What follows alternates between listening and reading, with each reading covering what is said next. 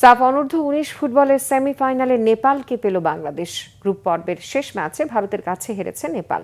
ভারতের অরুণাচলে গ্রুপ এতে মালদ্বীপের সাথে ড্র করে বাংলাদেশ, হারায় ভুটানকে।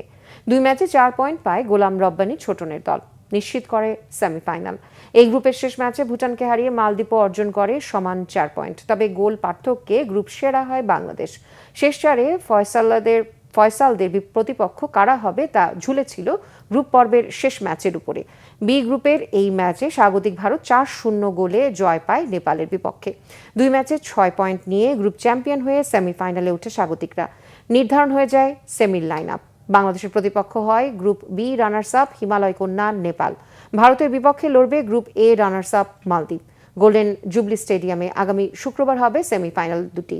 গ্রুপ পর্বের ভুলগুলো চিহ্নিত করে নকআউট ম্যাচের জন্য প্রস্তুত হচ্ছে বাংলাদেশ।